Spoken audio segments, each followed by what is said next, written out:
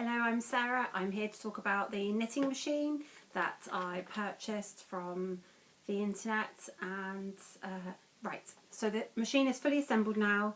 Suckers, legs, all screwed in with little screws, and the suckers will stick to the table and stop your machine from slipping everywhere. Okay, so talk to you quickly about this. We've got a little yarn row counter, sorry, not a yarn counter, a row counter.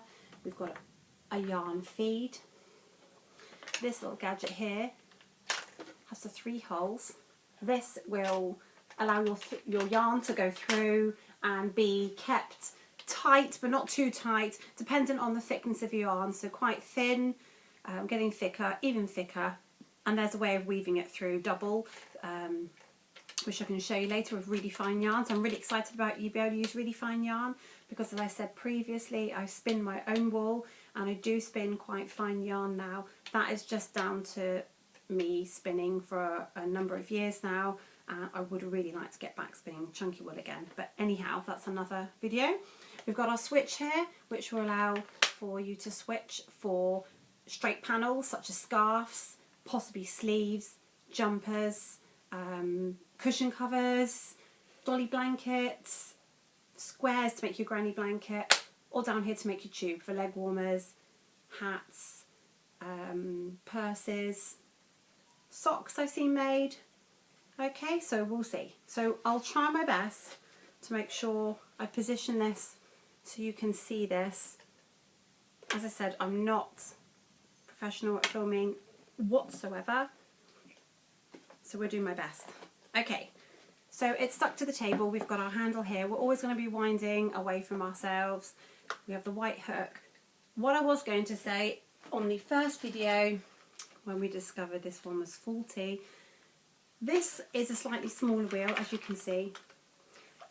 On closer look, very close look, there's small numbers, which I am presuming, I'm no expert, is for how many stitches we've put on, possibly to follow a pattern, etc. There's 40 on this small pink one, and the light pink Centro has 48. So you're going to get a substantially bigger item or finish, and probably better possibilities for knitting, say, cushion covers, larger panels, blankets, granny squares, whatever else you find to knit, which again, when I know, I'll post some videos and show you possibly how to do this. Anyhow, the knitting machine comes with 4 tiny balls of wool. Okay, great. You got your gift. You want to start off, brilliant. But you're going to want to keep whizzing away, making lots of things. So get yourself some wool, as I said, from a cheap large store, charity shops, friends, online. Okay, let's just talk about wools quickly. So this wool is quite slippery. It's just a double knit kind of baby chunky wool. I don't know the wool content. I have no idea what's in. There's nothing on the packaging telling me what's in this. I don't know if there's any wool content or it's acrylic, but it does feel very shiny and slippery that I'm used to, so I'm guessing acrylic. Great for your allergy sufferers, but there we are. Okay, so we have standard, I looked in my cupboard, just a standard ball of wool. This is just a double knit, and this does have, you can feel it's a bit grippier, so not as slippery as the other ones. This has 25% wool in this particular brand, and this one will if you're knitting a sock, we'll give you 1 sock from that, so you're not going to get a hat from that. You'll get a pair of toddler mittens, you'll get a small person's hat from this one, or collection of your granny squares. Okay, so you can see this type of wool. Okay, so just standard in the shop double knit wool. Okay, as the instructions say, you can't use this kind of wool. This has got little tiny eyelashes, maybe we can call. It's also very thin.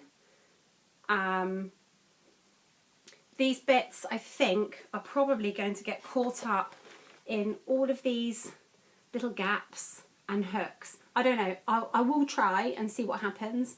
But the book does say not to use that kind of wool because it will stick. So that's out of the window. And I'm presuming this kind of wool, this very light, wispy, fluffy, which is really cute for baby garments. Probably better on the needles, but again, I will try. It's going to be quite tricky to find any dropped stitches on here, and I'm still not 100% sure how tight the knitting is, if it's going to be quite a chunky or a loose, but we'll see. I've worked with other manual looms before, where you're just literally hooking over like a French knitting doll style, and the item will grow similar to that, but this is going to be more regimented, and we'll see how it goes. Okay, so sometimes you can buy the wool in a skein or a skin. I call it a skein. Okay, so it looks like this when it comes through. This is one huge circle when it comes out. So like your granny would have wrapped around our hands like this, around and around. Now this is really lovely. This is pure wool, so more of a luxurious item to use. You're going to need to wind this into a ball before you start, or wind off large quantities into a ball manually, because it's going to get tangled fast as you're doing it. So it's not ideal. You don't have to buy a wool winder, which I can show you in another video. You don't have to have all your kids stood out with their arms. You know, you can literally just take off and wrap round into a small ball what you need. Okay, and then there's this kind of ball. It comes in a cake, which is great. It's a centre ball, ball. Sorry. This is some of the alpaca I've spun myself.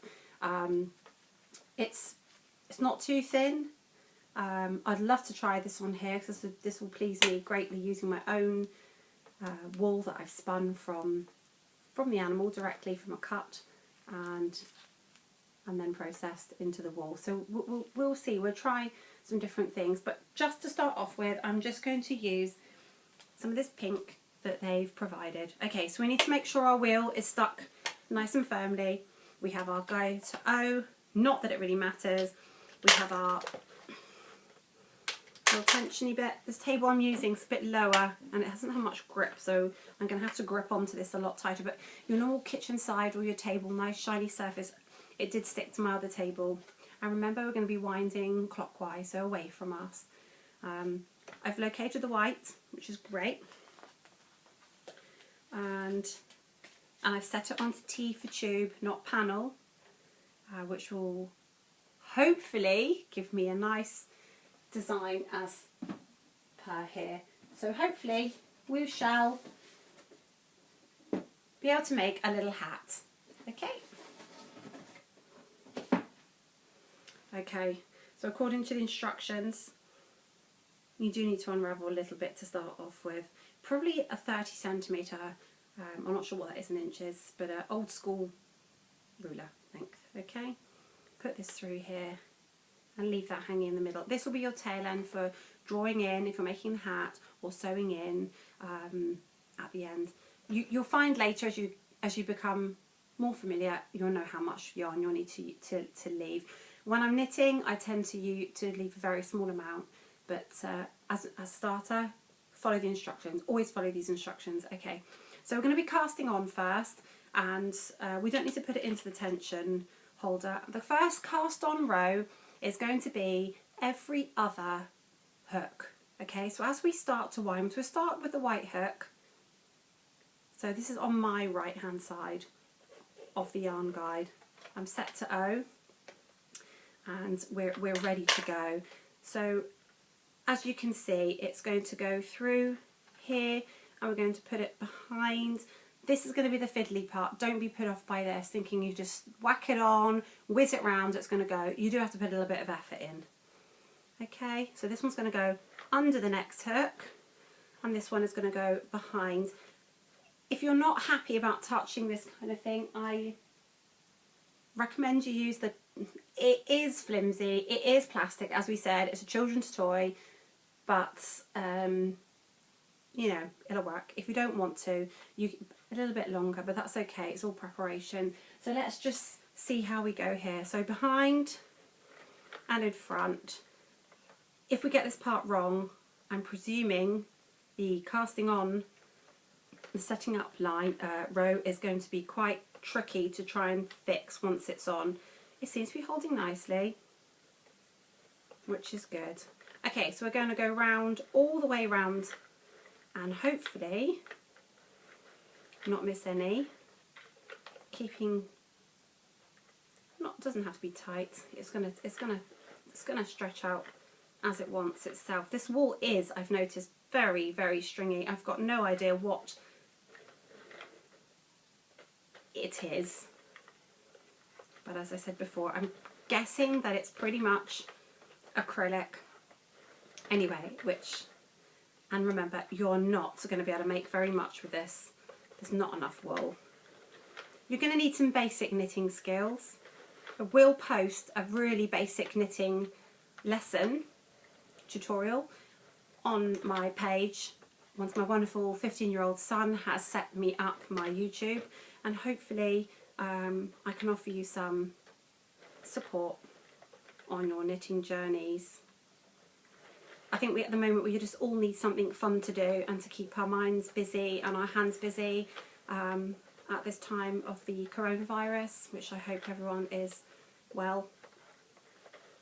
Okay, let's not talk about that anymore. And okay, so I can see so far we are nearly there, so that wasn't too bad. Okay, so we've come back to the white hook, back to the beginning now. So that's the last hook, the last yarn stitch has gone over, ready for the next one. Okay, so we need to put our wool, because I've held it, and we don't do it tightly, we don't want it too loose.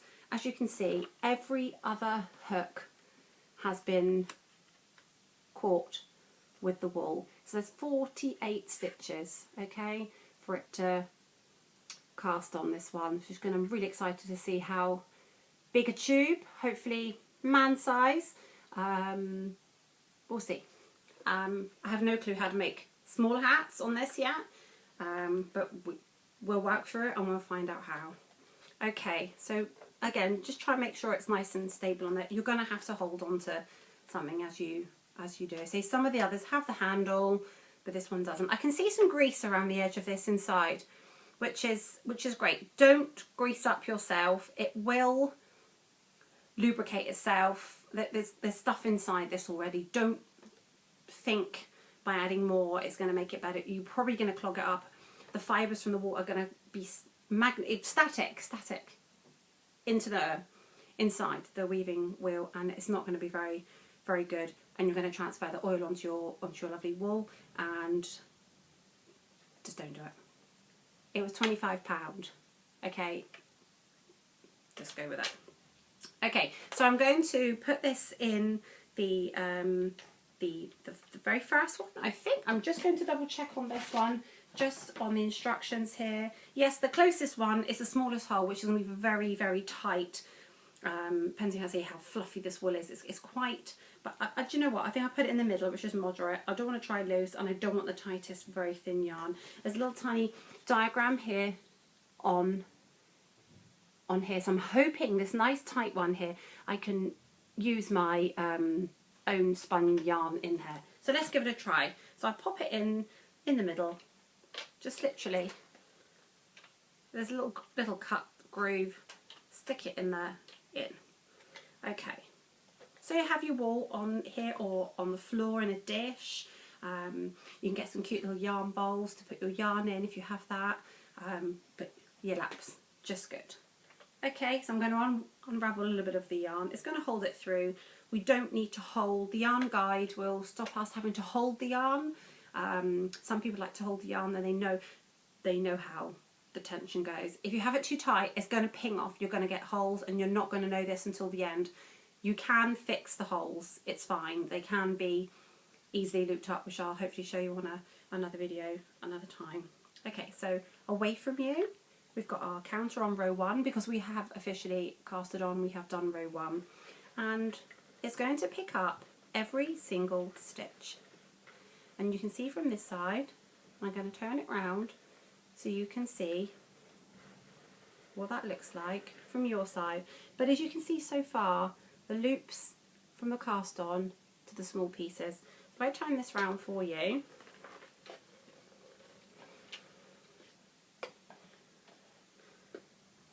okay, you can see, sorry, that way, each of those little tiny hooks catching hold of the yarn. Let me just tip it up slightly so you can see. Sorry. Okay, so it's not happy about being stood up this way, which is fine, but just so you can see. Keeping that yarn through there, through the yarn guide, okay? And you can see so far. Please comment if you can't see, and I'll try and do a different angle or enlist a small person to come and hold the camera. I've not yet been able to rig up some kind of way of doing this. I'm using some cushions, etc. Okay, so reading in the leaflet, and number 2 row has gone through. Just keep it steady. Don't whiz it around super fast. I don't know what's going to happen. I'll let the kids play later and whiz it around fast and see what happens, see if any come off. So far it's gone round. This is going to be quite big. Who knows? When it comes off. Okay, so you're going to keep going and going and going and going until you've got your desired length. You're going to use all of this wool and probably some of the other colours, which is fine. There's some brown and a little ball of blue that came with that you can add on. So I'll stop the video now so you can see when I come back. I'll keep on with the pink and I'll save a little bit of the pink and you can see. Then we can add another colour and I'll show you how to join the yarn on and then we'll go from there. Thank you for watching.